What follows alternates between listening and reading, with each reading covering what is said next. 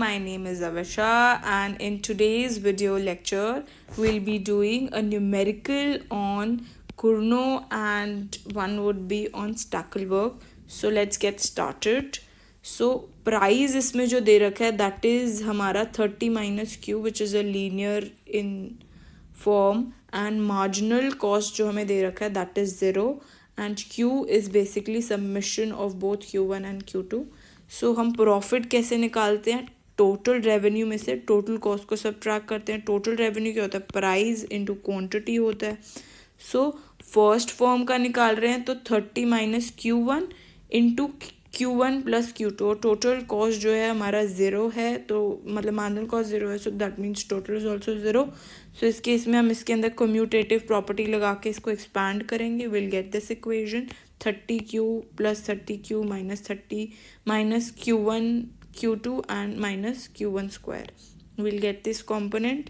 उसके बाद हम डेरिवेट करेंगे प्रॉफिट फंक्शन ऑफ फर्म 1 को विद रिस्पेक्ट टू Q1. हमें ये मिलेगा, जब हमने इसको डेरिवेट किया 30 मिलेगा, ये जो है 0 ही हो जाएगा. This will minus 2Q1 minus Q2 बचेगा. Will equate it to 0. Will get this. इसके अंदर हम Q1 को इस साइड लेंगे and we'll get Q1. Similarly, we'll do the same thing for Q2 and we'll get the same equation जैसे हमारी Q1 की आई है. इन दोनों को इकट्ठा सॉल्व करेंगे.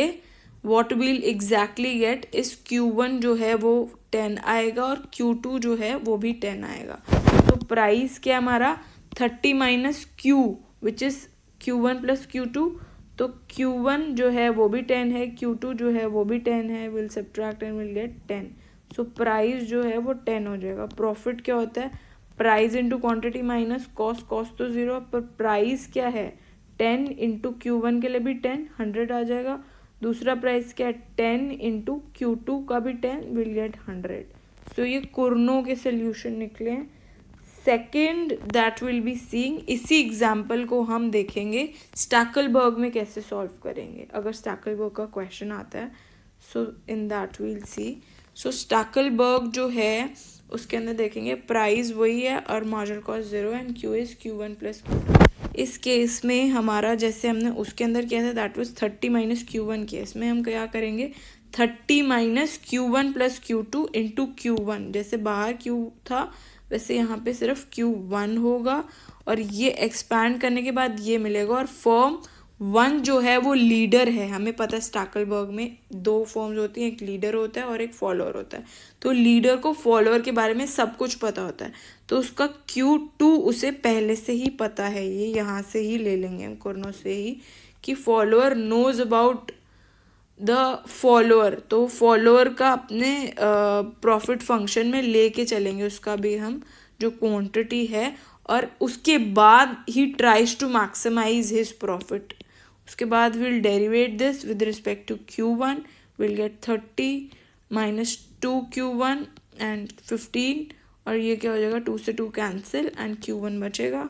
Will equate it to 0. Derivate करने के बाद Q1 जो है वो 50 आएगा. Q2 हमारा वही है, this is Q2.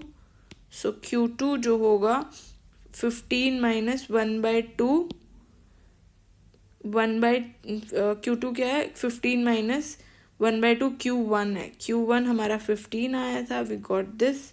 So Q2 जो है 7.5 आया, Q1 जो है वो 15 आया. Q क्या है? दोनों का टोटल है. सो दोनों का टोटल करने के बाद हमें क्या मिलेगा? 22.5. प्राइस क्या है हमारा? 30 माइनस Q जो है वो है हमारा 22.5. वो इक्वेट करने के बाद प्राइस हमारा क्या आ रहा है? 8. सो प्राइस हमारा क्या आ गया? 7.5 आया प्राइस. सो प्रॉफिट क्या होगा इस केस में? फॉलोअर का ज़्यादा हो, फॉलोअर का कम होगा और हमारे लीडर का होगा ज़्यादा, क्योंकि उसने अपने प्रॉफिट फंक्शन के अंदर क्वांटिटी किसकी सेट करी? फॉलोअर की. वो अपना प्रॉफिट जो है वो मैक्सिमाइज कर सके. सो इस केस में दोनों ने प्राइस तो सेम रखा बट क्वांटिटी जो फॉलोअर प्रोड्यूस कर रहा है वो ज़्यादा प्रोड्यूस कर रहा है, इससे उसको प्रॉफिट जो हो रहा है वो ज़्यादा हो रहा है. और जो फॉलोअर ने क्वांटिटी रखी है वो कम रखी है, क्योंकि अगर वो ज़्यादा प्रोड्यूस करेगा तो ओवर प्रोडक्शन की वजह से उसे वो प्राइस नहीं मिलेगा.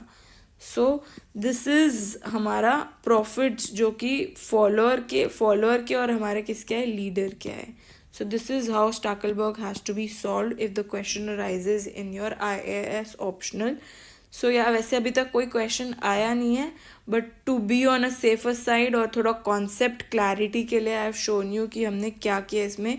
जो लीडर है वो फॉलोअर का क्वांटिटी को अपने प्रॉफिट फंक्शन में डालता है कि वो अपने प्रॉफिट को मैक्सिमाइज कर सके. तो आई होप आपको समझ में आया होगा कॉन्सेप्ट, क्या कॉन्सेप्ट बोलता है. नेक्स्ट वीडियो हम करेंगे आगे जो हमने करना है चैम्बरलिन स्मॉल ग्रुप का. सो या stay tuned for that. Thanks for watching.